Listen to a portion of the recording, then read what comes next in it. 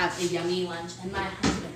So I'm gonna grab out a saute pan, clear some of that flour off, and I'm gonna start by, where's my butter in here? Got my butter on. I'm gonna put a little bit of butter in here. This is what we're gonna cook the mushrooms in. You could do an olive oil or any type of fat that you wanna use, avocado oil, a nut oil, but I'm just gonna use butter today. And I'm gonna take my mushrooms and I'm gonna slice them up. I'll probably chop them in half because it's gonna be on a sandwich, so I don't want them too big. Just like this. And I probably, these are very big baby bella mushrooms, so I probably only need 2 for my sandwich. Maybe I'll do one more just in case. I'll do a small one. And I'm gonna slice this up. I'm gonna turn my thing on a medium high, so it's set between 6 and 8, so it's at about a 7 on my, high being a 10 on my stove. And I'll put these up here. And I'm gonna get a spatula out so that I can start to swish my butter around and get it all spread out. I wanna wait until everything's melted so that my mushrooms can cook up evenly in the butter. There we go. It's melting pretty fast. It's melting fast because my butter is, I leave a stick of butter out at all times so that I can always have nice soft butter. There we go. And while it's all pretty much melted now, I'm gonna throw in my mushrooms.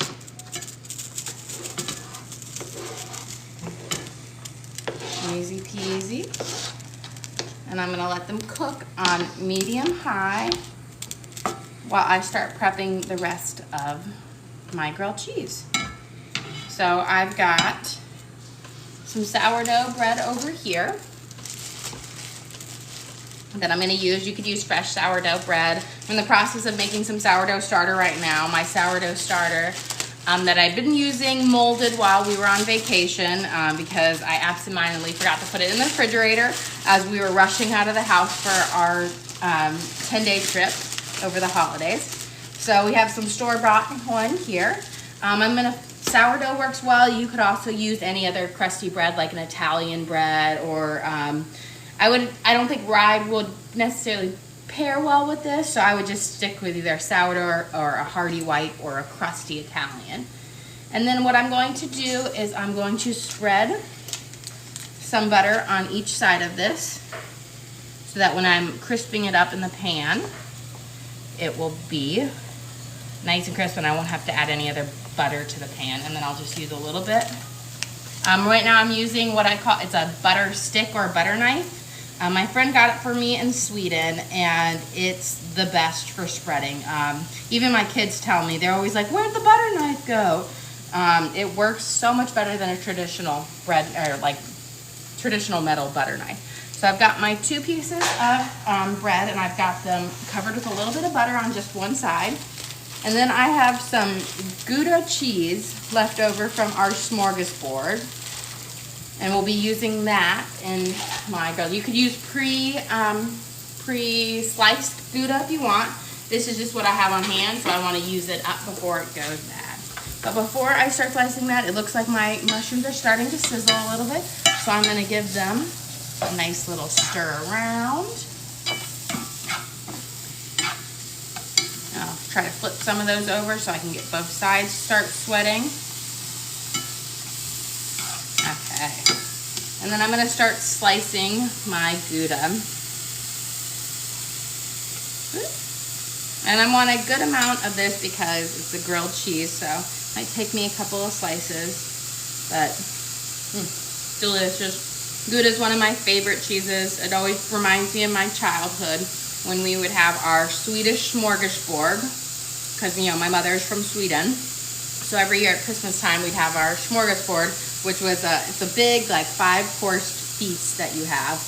And the first course is like cold fish and seafood. And then the second course is meat or cold meats and cheeses. And we always had Gouda and Edam cheese, which they both taste very similar to each other. So I think that might be a good amount for my grilled cheese. If I need any more, I'll add it. But my mushrooms are starting to saute and sweat over here, which is what I want. I'm going to add just a little bit of garlic salt for seasoning.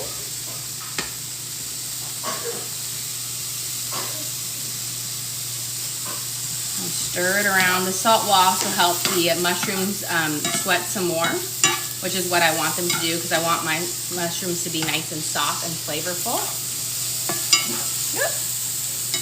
Got an escapee.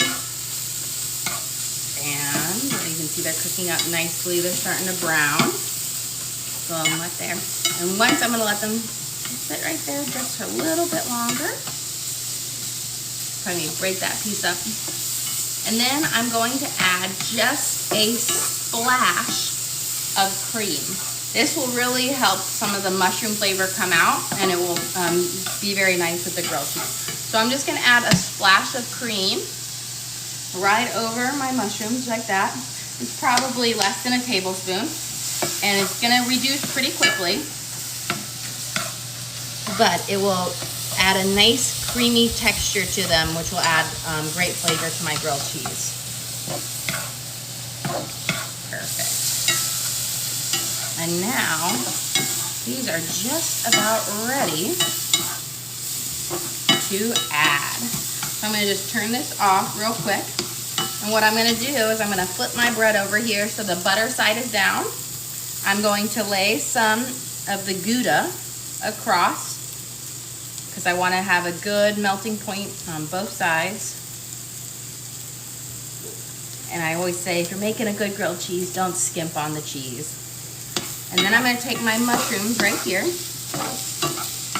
I'm going to try to layer them evenly across so you guys can see.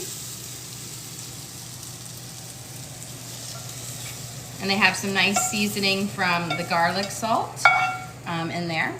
So I'm going to put these ones that are trying to escape, I'm going to put them to the side. Spread it out evenly. Because if you make your grilled cheese too thick, it's hard to flip sometimes. And then I'm going to take a little bit more cheese and lay it on the top. Just like this. Now I've got my pan over here that I cooked my mushrooms in. It's still hot, but I had turned it off, but I'm going to turn it on to about a 5, so medium. I'm going to put mine, and there you can already hear it sizzle. And I'm just going to do, wrong one more good slice of Gouda on the top. And then I will take my other slice of buttered bread with the butter facing up, and I'm going to place that on top. And now that's going to start to sizzle. You can hear it cook. You could use, I'm using Gouda. You could use cheddar if you wanted to. You could use Swiss if you wanted to do a mushroom and Swiss melt. I feel like those pair well together. Havarti also works well. Havarti has a really good melting point, so it makes for also really good cheese. But we had Gouda here, and it's one of my favorite cheeses. So I think I got this Gouda at Costco, but you can pick it up at your local grocery store too. They also sell it pre-sliced in the cheese aisle, where you get like your sandwich cheeses and whatnot. Okay, you can hear it nice. I can see it starting, the hot mushrooms are also helping the cheese melt nicely. You can see it's starting to get more translucent, which is what we want. And I'll look under, peek. Oh, it's starting to have a nice golden color over here. Oh, steel one. So good. I love mushrooms. I'm gonna turn it up just a little bit. Good job. And then back down. And then I'm gonna flip, and we can see a nice golden color already forming on my things. It's toasted up nicely, and it has a nice golden color, which will pair nicely with it.